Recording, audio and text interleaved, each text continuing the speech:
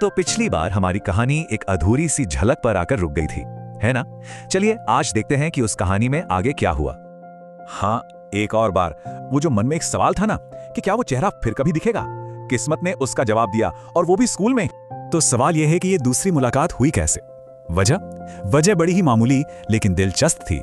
सब कुछ शुरू हुआ एक छोटी सी गलतफहमी से, एक टिफिन के कंफ्यूजन से।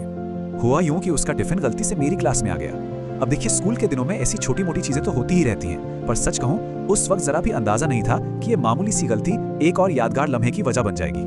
और इस पूरे कंफ्यूजन की वजह अरे बहुत ही सीधी सी थी। मेरा नाम भी डी से शुरू होता है और उसका नाम भी। बस इसी एक वजह से टिफिन की अदला बदली हो गई।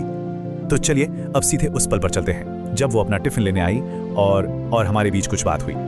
सच बताऊं, सब कुछ इतनी जल्दी हुआ जैसे पलक झपकते ही वो क्लास के दरवाजे पर आई, मेरी नजर उस पर पड़ी और बस चंद लम्हों की ही तो बात थी। और वो बातचीत अरे कुछ खास नहीं, बहुत ही सीधी सी थी। बस वही सॉरी ये आपका है वाली बात, कोई लंबी चौड़ी गुफ्तगू नहीं, बस एक छोटा सा लम्हा। लेकिन सच तो ये है कि असल में बात उस बातचीत की थी ही नहीं। जो चीज सच में मायने रखती थी वो था वो एहसास जो उस छोटे से पल में महसूस हुआ। उस छोटी सी बातचीत के बीच बस एक पल के लिए जब नजरें मिली, यकीन मानिए उस दिन भी। हाँ, वही मासूमियत थी उसकी आंखों में, बिल्कुल वैसे ही जैसी पहली बार देखी थी। और शायद यही वो चीज थी जिसने उस मामूली से पल को इतना खास बना दिया था। मासूमियत, ये शब्द सिर्फ भोलेपन से कहीं ज्यादा गहरा है। ये एक तरह की एक गहरी पवित्रता है, एक ऐसी सादगी जो दुनिया की उलझनों से बिल्कुल बेअसर रहती है। और वही चीज उसकी आंखों में साफ दिख रही थी।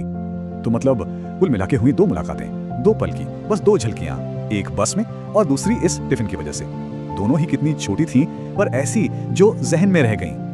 और अब सवाल यही उठता है, दो बार किस्मत ने आमने सामने तो ला दिया, पर क्या ये सिलसिला यहीं खत्म हो जाएगा या फिर कहानी में एक और मुलाकात अभी बाकी है? क्या किस्मत हमें फिर से मिलाएगी?